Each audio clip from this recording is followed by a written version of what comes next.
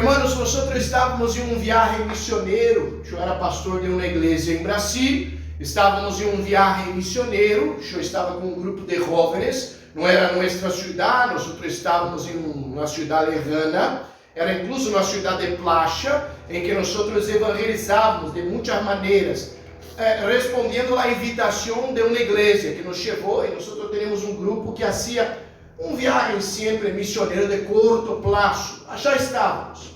E por la manhã, tempranito, eu me despertei. Nós estávamos hospedados em uma casa da igreja, e nos despertamos tempranito, e me levantei com dois irmãos, dois jovens que estavam comigo, e nos levantamos porque nos íamos à panaderia para comprar pão e leite. E saímos tempranito por la manhã, íamos à panaderia caminhando, e vos sabés que eu comecei a notar que a gente, quando nós passávamos, eu era jovem, teria mesmo que 30. E os outros dois eram muito jovens também, incluso eu creio que um era mais grande que eu, maior que eu. Caminhando, mientras caminávamos, notava eu que a gente, em especial as mulheres, atarravam as bolsas, as carteiras, atarravam assim, saíam caminhando, uma com cara de pavor, irmãos, pavor não mirava. Eu me mirava assim, que se passa comigo? Nunca se passou comigo essas coisas, que eu camine na calle com a gente que me tenha medo. Caminhando um pouquinho mais, eu percebi o que se passava. Os dois muchachos que estavam comigo eram negros. Negros, não assim morudos, eram negros. E a gente tinha medo de los dois. Suponhando que 3 jovens caminhando, 2 negros, àquela hora da manhã, eram bandidos. Só de mirar, juzgaram, suponieron que os dois que estavam comigo eram negros e bandidos.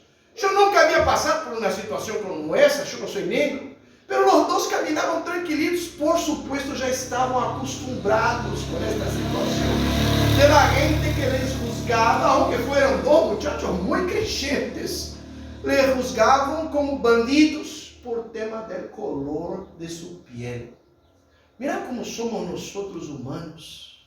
Nosotros juzgamos al otro por la apariencia, como estão vestidos, lo que aparentam ser, la apariencia que tiene la gente.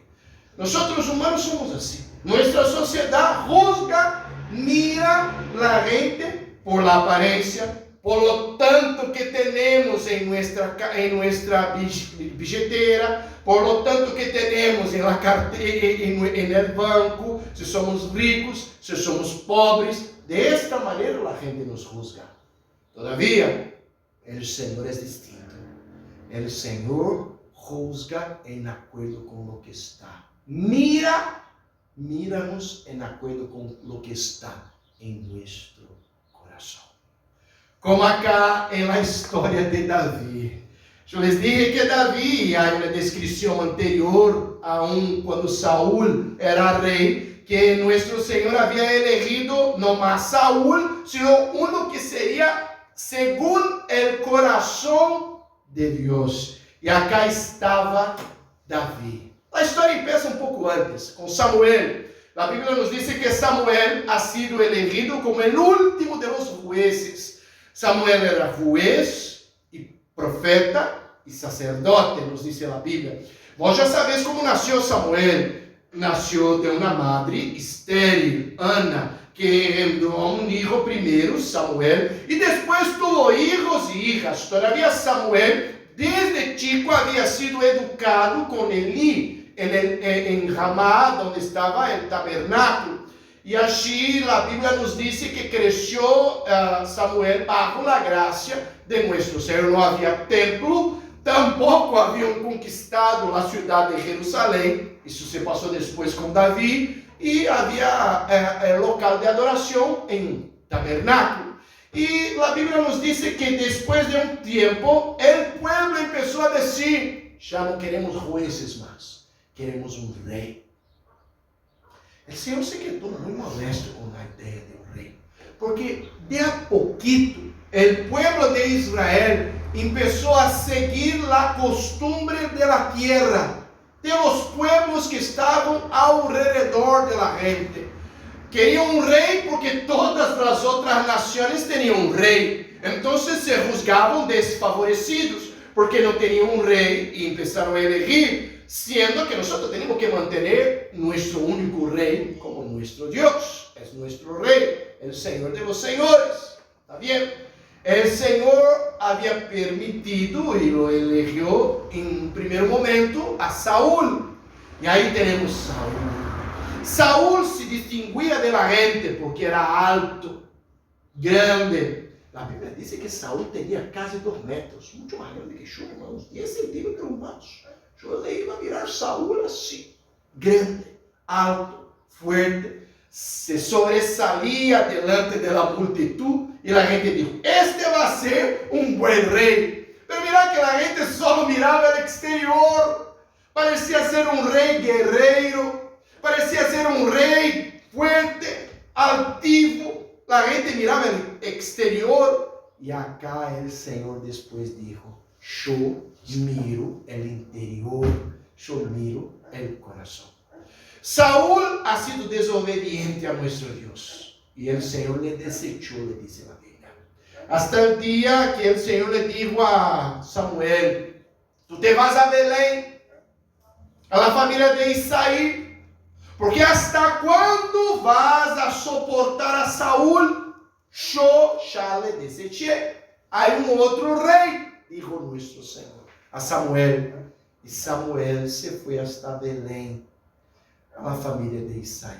É incrível, hermanos, que haya sido em Belém. Porque justo allí em Belém nasceu Jesus. E por quê? Porque Jesucristo vino da família de Isaí.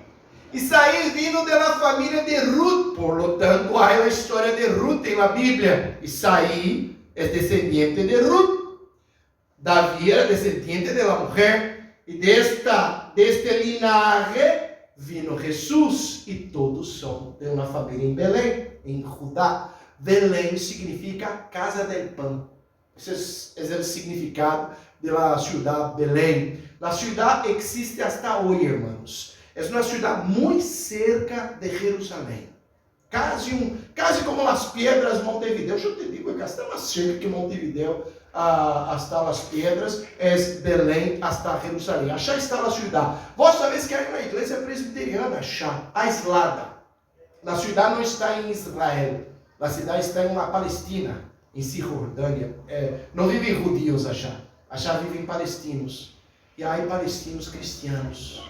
E há palestinos presbiterianos. E há uma igreja mais que centenária, tem quase 200 anos. A igreja presbiteriana em Belém, aislada. Porque só há muçulmanos ao redor. E Achá está em Belém, na cidade. Não há poucos cristianos na cidade onde Jesus nasceu. E quase não há judeus tampouco na cidade onde Jesus Cristo nasceu. Todos muçulmanos. Incrível. Aonde acham essas pequenas igrejas? A igreja presbiteriana Achá está muito linda. Antiga, linda. Há um pastor muito crescente, Achá. Oramos por ellos, para que Deus les bendiga. Es la ciudad de David, es la región de Judá, una de las tribus, y allá nos dice la Biblia, versículo de número 1, que el Señor le dijo, ¿hasta cuándo llorará Saúl? Mira ahí la Biblia, yo ya lo he desechado, ya no es rey más. Y le dijo el Señor, tú te vas a Belén, porque ese era el ministerio de Samuel, tú te vas a Belén, porque achar há uma tarefa para vós. Não seria uma tarefa fácil caminhar hasta Belém, sair de Ramá, ir-se hasta Belém. Não seria uma tarefa fácil, porque ele se quedou com medo. Mira o versículo de número 2. Havia um estado de terror achar em Israel. E dijo Samuel, como iré? Se Saúl lo supiera, me mataria. Jeová respondeu, toma contigo uma becerra de la vacada e di, a oferecer sacrifício a Jeová e venido. Havia um medo grande entre eles. Porque Saúl se volvió loco. Tomó el reino y se juzgaba mejor que los otros. Y le iba a matar a todos los opositores. En eso Samuel, que era un hombre ya anciano, muy creyente, se fue en obediencia a nuestro Señor. Tú te vas a un lugar donde sabes que puedes morir. Pero me voy igual. El Señor me ha enviado. Y se fue Samuel. E mira que a situação de terror era tanta que quando chegou à cidade e chamou a Isaí para este sacrifício, porque o Senhor já tinha uma obra a achar. Versículo de número 3. E chama a Isaí ao sacrifício. E eu te ensinarei o que has de fazer. E me ungirás ao que eu te dijere. Toda a obra, versículo de número 3, pertence a Jeová. Ao Senhor pertence a obra. O Senhor le dijo a Samuel: tú no vas a hacer nada que yo no te diga. Nosotros nos damos um passo sem saber com certeza que é a vontade de Deus. Então, yo te voy a enseñar, le dijo el Senhor a Samuel. E tu vas a ungir quem eu te diga. Pesada coisa é estirar a mão sobre o outro. Pablo já nos dijo a Timoteo: cuidate para quem tu vas a ungir e estirar a mão. Quando vamos a ungir um presbítero, quando vamos a ordenar um diácono, quando vamos a ordenar um pastor, temos que tomar um cuidado, irmão. É uma coisa séria. Solo podemos hacerlo si es de la voluntad de Dios, que yo tenga certeza. Já te passou, pastor? Já. Lastimosamente, já me passou alguns que eu já tinha dúvidas. E se comprovou depois que eu tinha que estirar a mão sobre isso. Esse não é homem de Deus. Para ser ordenado presbítero, diácono, oficial da igreja. Porque há que ter cuidado. Solo vamos a ungir, ordenar quem queira nosso Senhor. Hoje, lastimosamente, em muitas igrejas, se ordena de padre para hijo. El padre é pastor da igreja.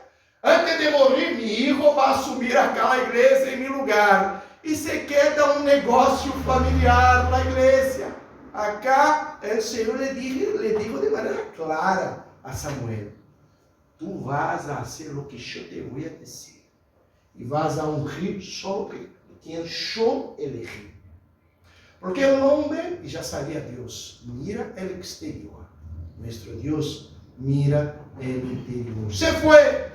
E quando chegou ao versículo de número 4, hizo pues Samuel como le dijo Jehová. Claro, obediente, lo hace como lo dijo Jehová. E luego que chegou a Belém, nos dijo a Bíblia, que os ancianos salieron a recibirle com medo. Es tu venida pacífica. Mirar, irmão, que era de hecho um estado de terror. Vos que viviste em um estado de medo, sabe o que é? Não poder caminhar. El que vino de Cuba sabe bem, não poder caminhar de um lado, não poder caminhar de um outro. Vos vai vivir em um estado de terror. Acá se foi Samuel. Era para ser uma bendição. El pastor está acá em nossa casa. E já se quedava como se fosse uma questão de medo. É pacífica a tua venida? Quantas vezes já se me passou isso, irmão, como pastor em Brasil, quando eu pastoreava em Brasil?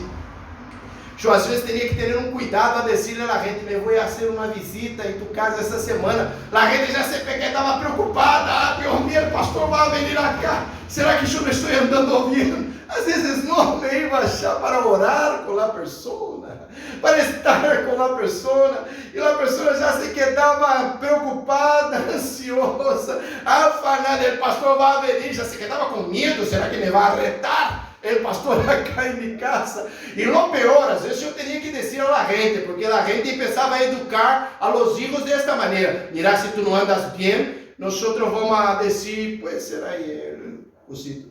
A gente já dizia: se tu não andas bem, eu lhe vou a contar ao pastor. O menino já crescia com medo: vou a contar ao pastor o que te estás fazendo. Acá la misma cosa. Samuel chegou à cidade e a gente é pacífica, tu venir a venir em paz.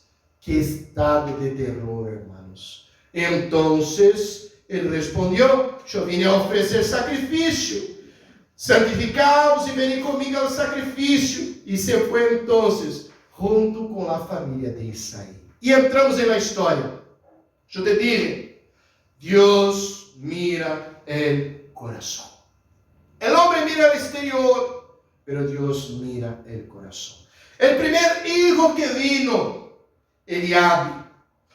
Samuel sabia que ia ser um dos hijos de Isaí. Le apareció Eliabe. Eliabe era grande, fuerte. E Samuel, com sua mirada humana, dijo: seguro que é este. Este vai ser o rei de Israel. É grande, é alto, é fuerte. É como nós juzgamos. Nós humanos juzgamos com o exterior, com a aparência exterior. Como os dias de hoje, hermanos. Hoje a gente juzga por tema de la plata. Se tienes mucha plata em tu bolsillo, parece que as portas se abrem. Se tienes uma aparência um pouco melhor, te vas a poner uma roupa um pouquinho melhor, a gente já te vai a mirar de uma maneira distinta, porque estás bem vestido. A gente te vai a mirar e te juzgar por tu posição, por tu vida acadêmica, se tens uma boa vida acadêmica ou não, se lograste um doutoramento, o que seja, aí a gente já te vai a mirar de uma maneira distinta. Porque estes são os valores do mundo. Porque para o mundo os valores são exteriores. E aí compreendemos, irmãos, que há uma distinção entre os valores de Deus e os valores do mundo. El hombre, el mundo, mira el exterior. Nosotros como cristianos jamás teremos que juzgar a las personas por su exterior. Muitas vezes pecamos em isso. Eu chegava em meu edifício há um mês mais ou menos e mirava uma muchacha que se besava com um muchacho e o muchacho estava todo mal vestido. E antes de entrar, eu pensei: por que esta muchacha está besando o indigente? Porque juzgava que era um indigente. Os indigentes passam a chapa por caixa. E eu de lejos juzgar: por que esta muchacha está besando este indigente acá na caixa, Deus mío. Depois cheguei cerca. A muchacha vivia em meu edifício, vivia em meu prédio. Subiu com a muchacha, com a nena. Subiram os dois, eram dois adolescentes. Ele se foi a buscar com um bom caballero, a niña abaixo, subiu com a niña arriba para o apartamento de sua família, e eu de lejos já les juzgava como indigente, por la maneira. Ele estava vestido como os adolescentes se vestem hoje. Eu era um pantalão acá abaixo, gracioso, ele aparecia os anatômicos, sua anatômica, era uma coisa muito louca a roupa. Eu le juzguei um indigente. E um lhe dizia: que minha louca besando o indigente na caixa. Era um muchacho de meu departamento. Mira como nós muitas vezes pecamos, porque juzgamos com o exterior e medimos com a mirada humana. Como estava acá Samuel? Grande, fuerte, este vai ser um bom rei, igualito que Saúl. Pero no, mira que en el versículo siguiente el Señor le respondió a Samuel: no mires a su parecer ni a lo grande de su estatura, porque yo le desecho, porque Jehová no mira lo que mira el hombre, pues el hombre mira lo que está delante de sus ojos, pero Jehová mira el corazón. Chegamos a la segunda parte. Nosotros hombres miramos el exterior y juzgamos por la apariencia. Jehová no. Jehová mira el interior del hombre. La espiritualidad, la vida espiritual es del interior para el exterior. Eu posso poner um disfraz acá de pastor. Eu pongo uma roupa acá, onde vas a ver, este é um nome religioso, és um pastor, pero pode ser que seja só um disfraz exterior. Dentro, meu coração esté podrido. Era só uma aparência exterior. A vida espiritual vai surgir, ser generada primeiro do exterior. Significa, pastor, que eu não me vou a preocupar com o exterior? Por supuesto que não existe, eu te digo. Claro que nós vamos nos preocupar com nossa roupa, nossa vestimenta, isso é bíblico também. O que temos que ter em conta é que isso não é o principal. Tanto que Jesucristo muitas vezes peleava com os fariseus. Porque os fariseus tinham como vida religiosa só o exterior. Se a pessoa tinha uma aparência exterior religiosa, este era o nome de Deus. Mas o Senhor mira o coração. A vida espiritual vai ser generada dentro de nosso coração. De acá para afuera. Nunca ao contrário. De afuera para dentro. É de acá onde trabalha o Senhor. Dentro de nosso interior. Para afuera. Porque, por supuesto, hermanos, Deus mira nosso interior. Passaram um hijo, dois hijos. Depois do terceiro hijo, vieram os outros. Eram 7. Passaram os 7 hijos de Isaí. E nenhum de eles era el ungido de Deus. El que seria ungido por Samuel. Todos teriam um bom aspecto exterior, pero nenhum de eles teria um bom aspecto interior. Não era uma aparência exterior, pero não uma aparência interior. Hasta que Samuel le perguntou, não há mais? Versículo de número 11. Se acabaram tus hijos? Le perguntou, onde estão os outros? E aí Isaí se acordou del martico, del menor, e dijo, cada é menor que apacienta as ovelhas. Mira, irmãos, que é interessante pensar que o Senhor nunca chama perezosos. Nunca. Já as viste na Bíblia? Que todas as vezes que uma pessoa sido ungida ou chamada por Deus estava trabalhando. Moisés estava apacentando o rebanho que não era suyo, era de seu suegro. Gideon estava cuidando do trigo de sua família, antes que vinieram os amalequitas. A Bíblia nos diz que todos, Pedro, Juan, Jacob, estavam fazendo o quê? Pescando. Hasta Mateus estava coletando impostos, ou seja, trabalhando igual, todos. E onde estava Davi, à hora que tinha sido chamado por Deus? Trabalhando, apacentando as ovelhas de sua família. Os outros todos entraram e lhe deixaram ao menor, ao martico, a Davi, como um bom pastor. Increíble que este acá, que ha sido educado desde temprana idade como um bom pastor, se quedou como um dos grandes reis de Israel. E nosso bom pastor, Jesus, é descendiente deste pastor de ovelhas. Eu me quedo admirado que este pastor de ovelhas, que viveu há 3.000 anos para mais, escreveu, inspirado por el Espírito Santo, um salmo tão lindo como o Salmo de número 23. O Senhor é meu pastor, nada me faltará. Só um pastor de ovelhas pode compreender o que é esta tarefa. E acá nos diz na Bíblia que Davi, com todo o cuidado, estava apacentando as ovelhas de seu pai. Le chamaram a Davi. E chegou Davi, e mirar que Davi não tinha nenhuma aparência para ser rei. Primeiro porque era martico. Se era para elegir uno, que fuera el más grande. No, el Señor eligió el menor de los 7 hermanos. Era joven aún, recién salido de la adolescencia. Es muy probable que era muy joven.